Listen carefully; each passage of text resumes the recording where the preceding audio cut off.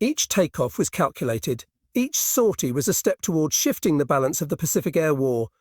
At the strategic level, Admiral Mark Mitcher and other senior commanders had spent months analysing intelligence, adjusting formations, and coordinating with Army and Marine air units.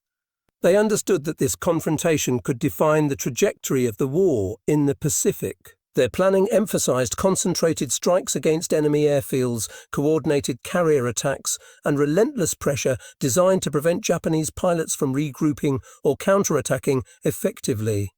The ultimate goal was simple yet audacious: to destroy Japanese air capability in a single decisive wave. By June 1944, the pieces were in place. Hundreds of Hellcats lined carrier decks, their engines humming with promise. Pilots knew the stakes. This was no routine patrol. Above them, the Japanese Air Force remained confident, yet unaware of the storm approaching across the horizon. In the early morning light, formations were checked, fuel and ammunition confirmed, and final briefings delivered with the quiet intensity of men about to write history with bullets and steel. The Pacific Air War was about to reach a scale and intensity that neither side had seen before. The dominance Japan had once assumed as inevitable was about to be challenged in a single day of unparalleled aerial combat. The first Hellcats were ready to climb, and the sky over the Marianas would soon become a crucible that would test aircraft, pilots, and strategy alike. By mid-June 1944, the US Navy had completed a meticulous operation plan for the Marianas, a cluster of islands including Saipan, Tinian, and Guam. These islands were strategically vital. Their capture would allow long-range bombers to reach the Japanese home islands and provide forward airfields for carrier operations. But before any amphibious landing could take place, the skies above the Marianas had to be secured. The Japanese Imperial Navy, confident in their remaining air strength, had deployed hundreds of fighters and bombers across nearby bases. American intelligence had mapped these airfields in detail. Photographs from high-altitude reconnaissance missions revealed hangar locations, runway lengths, and patterns of aircraft deployment. Signals intelligence intercepted communications between Japanese air units, providing real-time updates on flight schedules, patrol rotations, and carrier movements. Analysts noted the types of aircraft in operation: primarily Mitsubishi Zeros, Nakajima fighters, and Mitsubishi G4M bombers. They also recorded the estimated skill levels of Japanese pilots, many of whom had been rapidly accelerated through training to replace losses from earlier battles. US Navy planners recognized a single opportunity. When Japanese fighters attempted to intercept American bombers or reconnaissance planes, Hellcats could engage in massed formations designed to overwhelm the enemy before they could effectively respond. Unlike earlier encounters where US Wildcats had relied on defensive tactics and individual skill, the Hellcats would employ speed, firepower, and coordinated squadron maneuvers. Every pilot was briefed on target priorities, altitude advantages, and engagement protocols. Even small errors in timing or formation could result in disaster. Meanwhile, Japanese commanders underestimated the new threat.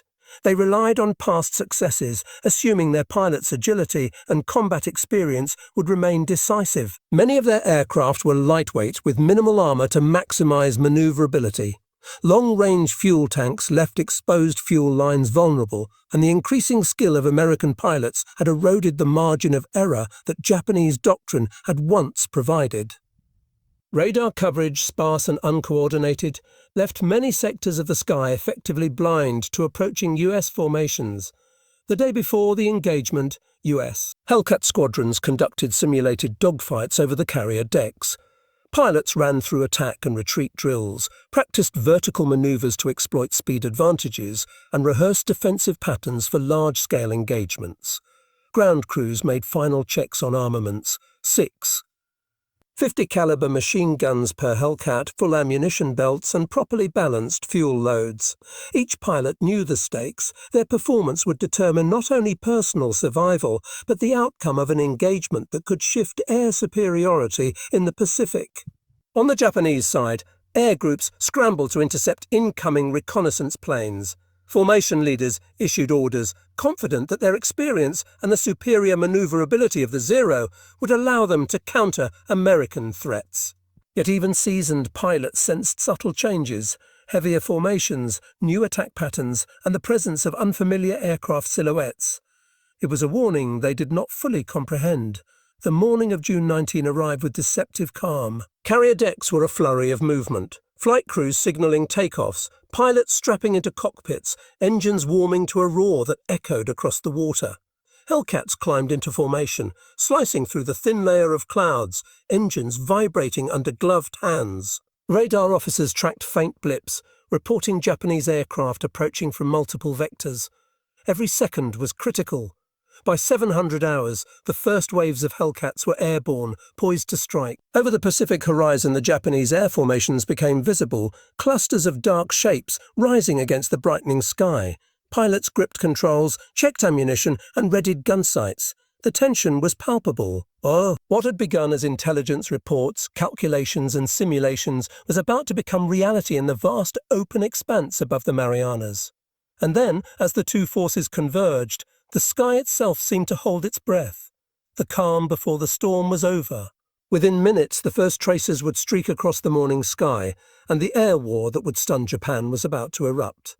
For the pilots of the F-6F Hellcat, the day began like any other mission, yet the weight of expectation pressed down with every step onto the carrier deck. Lieutenant James Harrison adjusted his flight jacket, feeling the vibration of the engines beneath him, and glanced at the faces of his fellow pilots, some seasoned veterans, others barely out of training. Fear was present, but so was resolve. These men were acutely aware that survival depended not only on skill, but on the precise execution of squadron tactics. As the Hellcats climbed into formation, adrenaline surged, sharpened by months of rigorous training and countless briefings. Each pilot bore the knowledge that their aircraft, powerful though it was only an extension of their own decision-making under fire.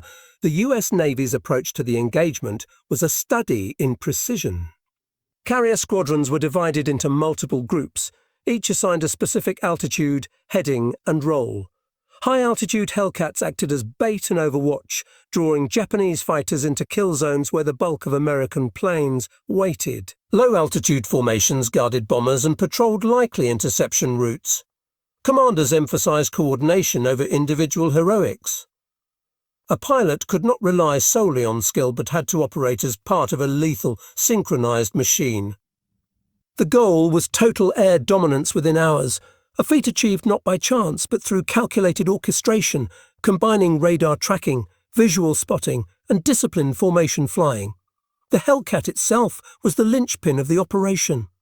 Its Pratt & Whitney R2800 engine offered a combination of speed, climb rate, and firepower unmatched by Japanese fighters of the period. Their traditional tactics, tight turns, aggressive pursuit, and individual combat skill were rendered ineffective.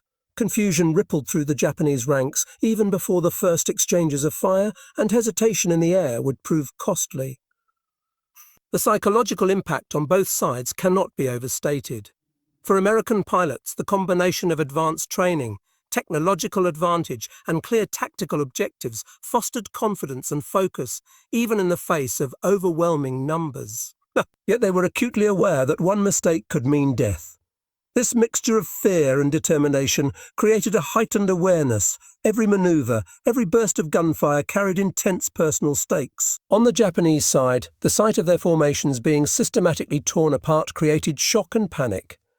Experienced pilots watched wingmen fall and formations crumble, often before they had the chance to return fire. Reports from the day describe a sense of disbelief among Japanese airmen.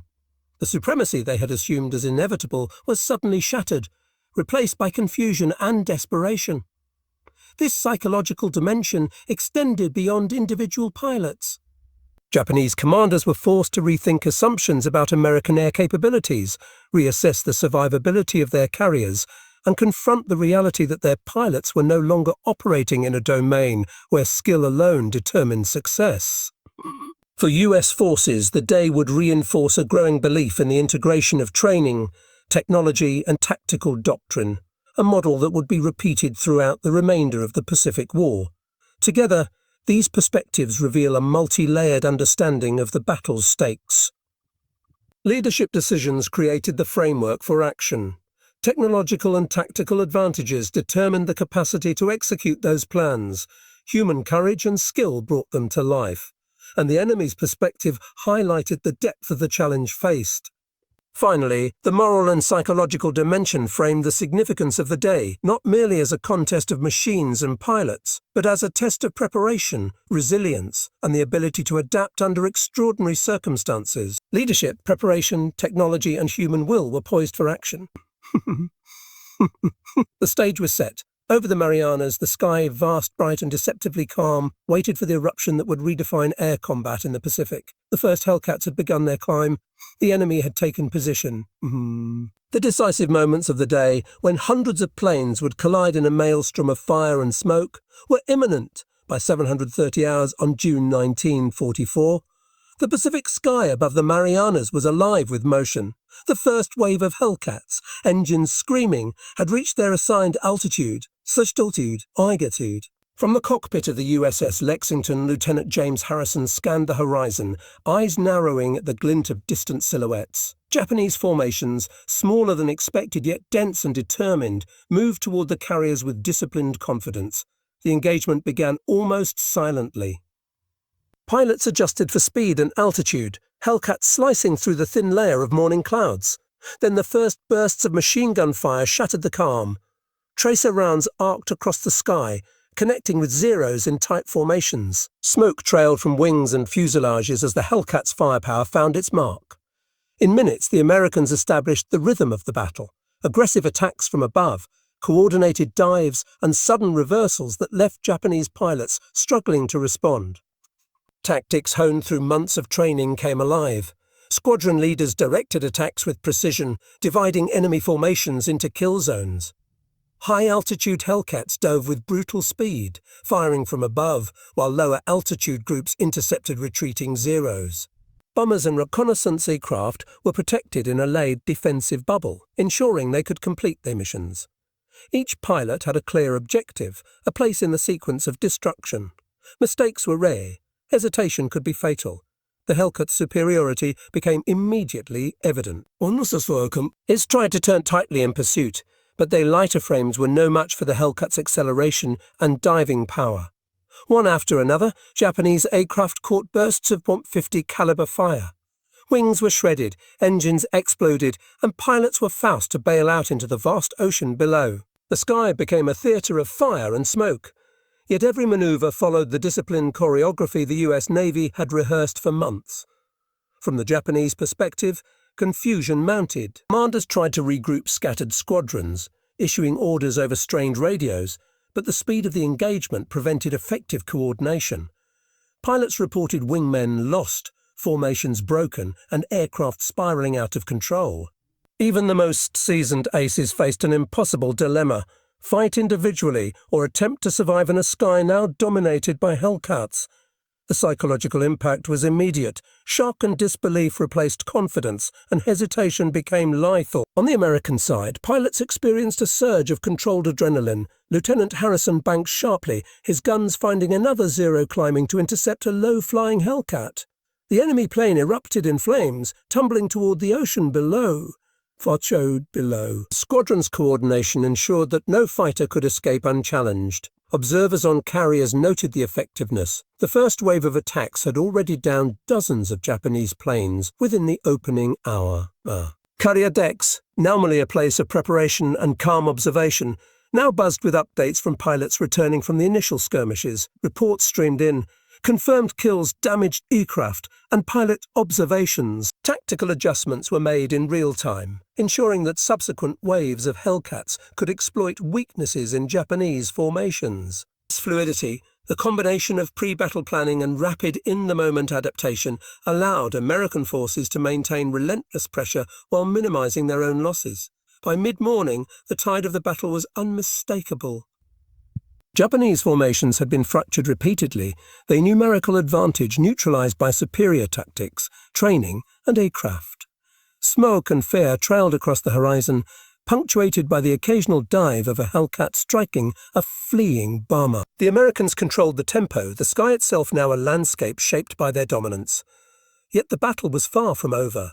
As one wave of Hellcats returned to carriers to refuel and rearm, another climbed into the sky, maintaining the continuous assault that would define the day. Every pilot knew that the decisive phase, the one that would stun Japan, was still unfolding.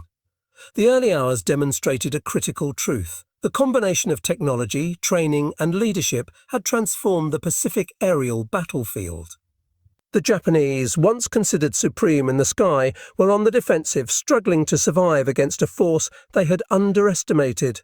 By this point, dozens of enemy aircraft had already been destroyed, and the stage was set for the continuation of the carnage that would ultimately claim 300 planes in a single day. The roar of engines, the smell of burning fuel, and the tracer-lined sky were a prelude.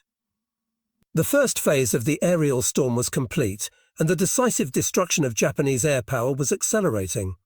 The battle, immense in scale and intensity, had only begun. By late morning, the Pacific sky above the Marianas had become a chaotic battlefield. Trails of smoke marked where Japanese aircraft had been struck, some spiralling toward the ocean, others attempting desperate evasive maneuvers. The roar of Hellcat engines echoed across the expanse, punctuated by bursts of machine gun fire.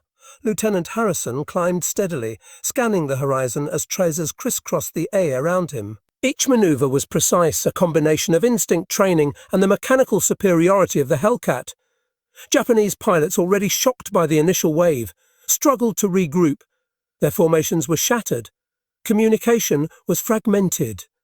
Even the most experienced aviators found themselves isolated in the sky, vulnerable to coordinated Hellcat attacks.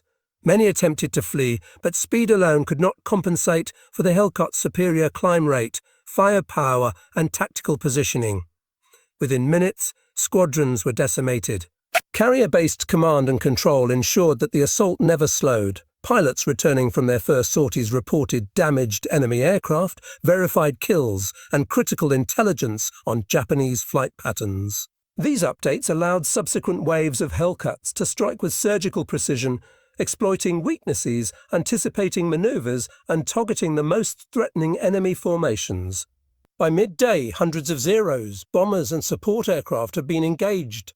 The sky itself had become a deadly chessboard, each move calculated to maximize enemy losses while minimizing American casualties. Lieutenant Harrison's squadron intercepted a group of Nakajima bombers attempting to reach American Piranhas. The bombers were lightly defended, and Hellcats descended in coordinated dives, gunning engines and wings. One bomber erupted in flames, another spun out of control, and within minutes the formation was reduced to wreckage. As the pilots regrouped for another pass, reports from nearby squadrons indicated similar results. Japanese aircraft were falling faster than reinforcements could arrive. The psychological strain on Japanese pilots was immense. Many had flown countless missions over the Pacific, confident in their skill and the agility of their aircraft. Now, facing a combination of superior numbers, technology, and tactics, hesitation became fatal. Accounts describe pilots realizing too late that the enemy controlled altitude, speed, and engagement patterns. Panic spread through the formations. Wingmen became separated. Leaders were killed or forced to disengage, and entire squadrons collapsed under relentless pressure. By early afternoon, the air battle had reached its climax. The scale of destruction was unprecedented. Over 300 Japanese aircraft were destroyed by the end of the day, an outcome that stunned even seasoned American commanders. Carriers reported extensive enemy losses. Pilots, fatigued and exhilarated, had witnessed the near-complete annihilation of an entire theatre of Japanese air power. The Hellcats, though not invincible, had demonstrated the full impact of technological superiority when combined with coordinated tactics and disciplined leadership. On the US side, casualties were minimal compared to the devastation inflicted. A few Hellcats were lost to enemy fire, mechanical failure, or misjudged maneuvers, but the overwhelming dominance of the aircraft and tactics ensured that losses were dwarfed by the enemy's. Pilots who returned to their carriers described the scene with a mixture of awe and grim satisfaction. The morning sky had become a graveyard of Zeros and bombers, a testament to preparation, coordination, and the unforgiving nature of aerial warfare. The Japanese High Command faced the consequences immediately. Communications intercepted after the battle revealed shock and disbelief at the scale of losses. Carrier air groups were weakened, frontline defences shattered, and the morale of surviving pilots severely impacted. The expectation of air superiority over the Marianas had been obliterated in a single, carefully executed engagement. For historians and military analysts, the June 19 engagement became a case study in the evolution of air warfare. The combination of advanced aircraft, rigorous training, tactical innovation, and leadership under pressure demonstrated a decisive formula for victory. It marked a turning point in the Pacific Campaign. Japanese carriers and land-based air units were no longer capable of projecting dominance, and the US Navy gained unchallenged air superiority in the region. By evening, the sky cleared, leaving only the drifting smoke of destroyed aircraft and the glint of sun on carrier decks. Pilots who had flown sortie after sortie descended toward the carriers, exhausted but victorious. Lieutenant Harrison, staring at the horizon, knew he had witnessed something unprecedented. A single day in which careful planning, technological advantage, and human skill combined to stun an empire. The battle was over, but its impact would echo across the Pacific, reshaping strategy, morale, and the very conduct of aerial warfare. The destruction of 300 Japanese planes in one day was more than a tactical victory. It was a demonstration of mastery in the air, a lesson in preparation, and a harbinger of the inevitable shift of power across the Pacific. The Marianas and the skies above them had been claimed, and the stage was set for the next phase of the war. By evening on June 19, 1944, the Pacific sky above the Marianas had returned to an eerie calm. The roar of engines and the streaks of tracer fire had faded, leaving behind only the drifting smoke of destroyed aircraft and the vast, empty expanse of ocean. The immediate impact of the day's engagement was unmistakable. Over 300 Japanese planes had been destroyed, a staggering toll that shattered both the perception and reality of Japanese air power. Carrier commanders compiled reports with meticulous care, confirming losses and tallying the sheer scale of destruction. Entire squadrons were wiped out, and the few surviving pilots returned to base in shock and exhaustion, carrying stories of a battle that had unfolded faster and more decisively than anything they had imagined. For the US Navy, the results were a vindication of months of preparation, training, and technological investment. Hellcat squadrons, executing coordinated attacks with precision, had demonstrated not only the superiority of the aircraft, but the effectiveness of disciplined tactics and integrated command structures. Casualties among American pilots were minimal compared to the devastation inflicted on the enemy.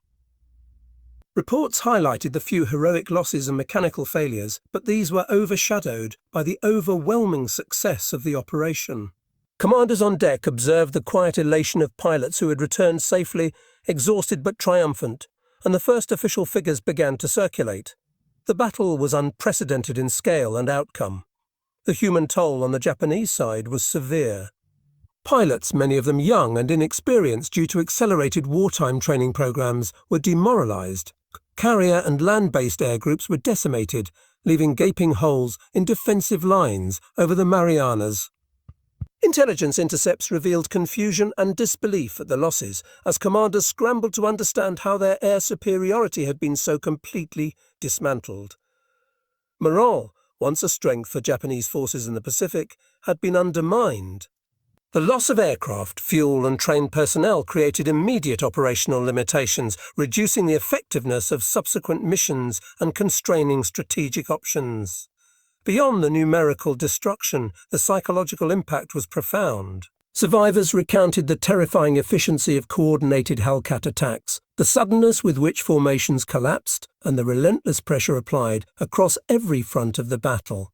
The battle above the Marianas had exposed vulnerabilities that could no longer be ignored, and Japan's ability to recover in time to prevent US advances was severely constrained. Ultimately, the aftermath of June 19 extended beyond statistics and tactical reports. It demonstrated a fundamental principle of modern aerial warfare.